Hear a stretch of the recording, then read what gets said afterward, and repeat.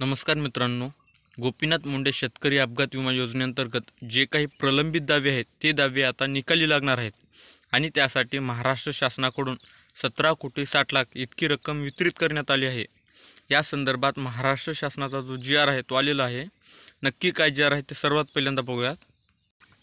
मित्रांनो, तुम्ही बघू शकता गोपीनाथ मुंडे शेतकरी अपघात विमा योजनेअंतर्गत दिनांक 23/8/2022 ते दिनांक 18/4/2023 या खंडित कालावधीतील प्राप्त झालेले प्राप्त दावे निकाली काढण्यासाठी ₹17,60,00,000 इतकी रक्कम वितरित करण्याबाबतचा दिनांक 30 मार्च 2024 रोजी निर्गमित झालेला शासन निर्णय आहे।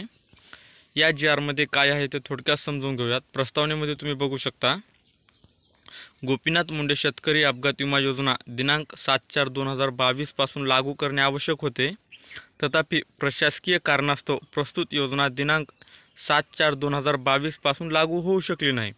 गोपीनाथ मुंडे शेतकरी अपघात विमा योजनेअंतर्गत दिनांक 7/4/2022 ते दिनांक 22/8/2022 या खंडित कालावधीमध्ये प्राप्त झालेले प्रस्ताव निकाली काढण्यासाठी विशेष बाब म्हणून मान्यता देण्यात आली आहे।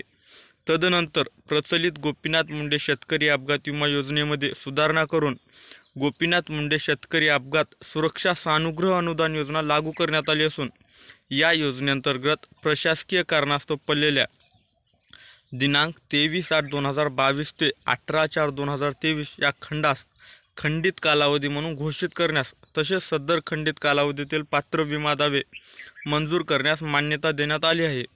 तसेच सदर खंडित कालावधीतील पात्र विमा दाव्याच्या अनुषंगाने अपघातग्रस्त शेतकरी किंवा वारसदारांना आर्थिक मदतीची रक्कम शासनामार्फत अदा करण्यासाठी 47,12,00,000 इतका निधी वितरित करण्यात आला आहे। संचालक कृषी आयुक्तालय पुणे यांनी दिनांक 23/8/2022 ते 18/4/2023 या खंडित कालावधीतील पात्र दावे निकाली काढण्यासाठी ₹17,60,00,000 इतका निधी वितरित करण्याची मागणी केली आहे।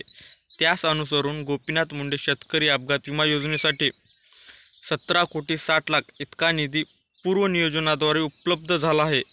सबब गोपीनाथ मुंडे शेतकरी अपघात विमा योजनेसाठी सन 2023-24 या वर्षासाठी मंजूर करण्यात आलेल्या निधीमधून योजनेअंतर्गत दिनांक 23/8/2022 ते 18/4/2023 या 239 दिवसाच्या खंडित कालावधीतील पात्र प्रस्तावांच्या अनुषंगाने अपघातग्रस्त शेतकरी किंवा वारसदारांना आर्थिक मदतीची रक्कम शासनामार्फत अदा करण्यासाठी एकूण ₹17,60,00,000 इतकी रक्कम वितरित करण्याची बाब शासनाच्या विचाराधीन होती।